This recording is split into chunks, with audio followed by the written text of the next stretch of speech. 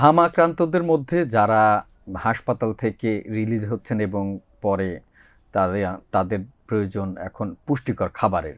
কিন্তু দেখা গেছে যে হাসপাতাল থেকে বের হওয়ার পরে বাড়িতে যেয়ে তারপরে থাকার সময় যে বাইরে থেকে পুষ্টিকর খাবার সে পাবে, এই পুষ্টিকর খাবারের দাম বেড়ে গেছে।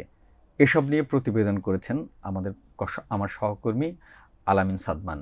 সাদমান, এই যে পুষ্টিকর খাবারের দাম বেড়েছে, আসলে কি কি খাবারের দাম বেড়েছে এবং এতে এই যারা হামে আক্রান্ত ছিলেন, যেসব শিশুদের কি ইম্প্যাক্ট পড়ছে?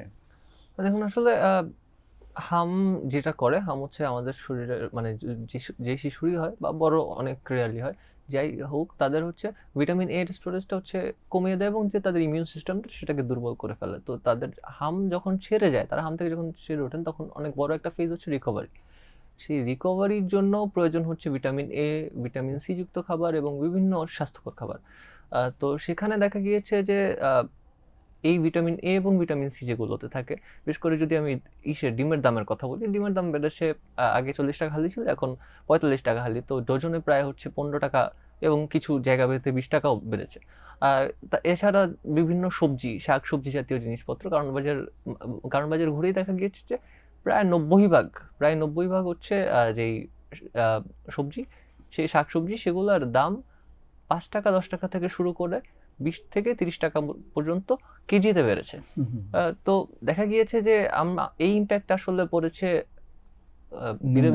নিম্ন মধ্যবিত্ত এবং নিম্ন আয়ের লোকেদের মাঝখানে। দেখা গিয়েছে তারা তো হ্যান্ড টু মাউথ জীবনযাপন করে, তারা প্রতিদিন যা ইনকাম করে তাই তা খায় এবং এরপরে ওইটা।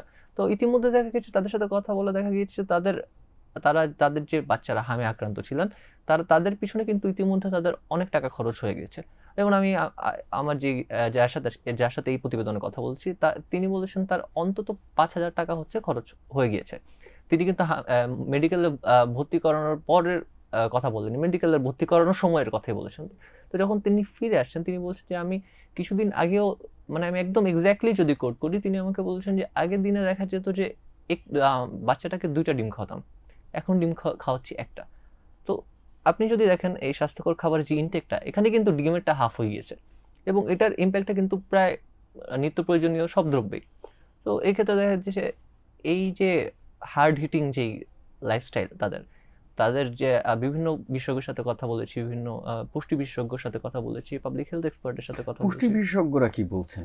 পুষ্টি বিশেষজ্ঞরা বলছেন যে এই এইটা আসলে তাদের জন্য খুবই বাজে সিচুয়েশন হবে যদি প্রপার নিউট্রিশিয়াস ইনটেক তারা না করতে পারে। সেই ইনটেকটা যদি কমে যায়, তাহলে কিন্তু তাদের হচ্ছে 10-30% হচ্ছে লাইফের যে পটেনশিয়াল, ওটা কিন্তু কমে যাবে। এটা কিন্তু তাদের জীবনে ফিজিক্যালি একটা বড় ইম্প্যাক্ট পড়বে, বিশেষ করে স্ট্যামিনাতে, এবং এটা তাদের প্রভাবটা লাইফ লং থাকবে। এমন না যে প্রভাব টেম্পোরারি, এটা কিন্তু লাইফ লং একটা প্রভাব। স্ট্যামিনা মানে যে ধরনের শক্তি হ্যাঁ, একটা মানুষের বড় হলে পাওয়ার কথা, সেই ধরনের শক্তি তার থাকবে হ্যাঁ, না।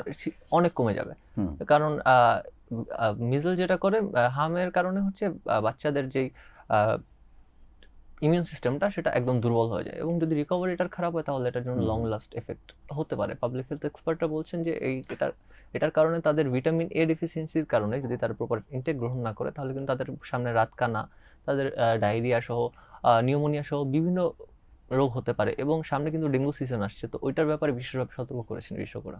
ডেঙ্গুর ব্যাপারে কি সচেতনতা? ডেঙ্গুর ব্যাপারে আসলে এখন মিজেল যারা মাত্র রিকভার করছে, হুম, হুম, তাদের কিন্তু ইমিউন সিস্টেম এভাবেই খুব উইক।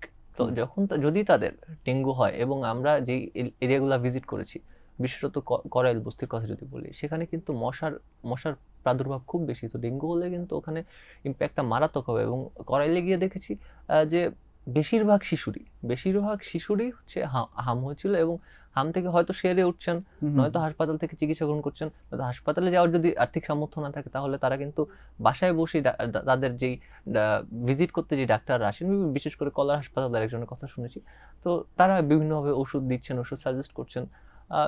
এই ক্ষেত্রে যদি ডেঙ্গু তাদের হয়, তাহলে কিন্তু তাদের মানে সিচুয়েশনটা আরো খারাপ হবে। সিচুয়েশনটা মানে অবর্ণনীয়।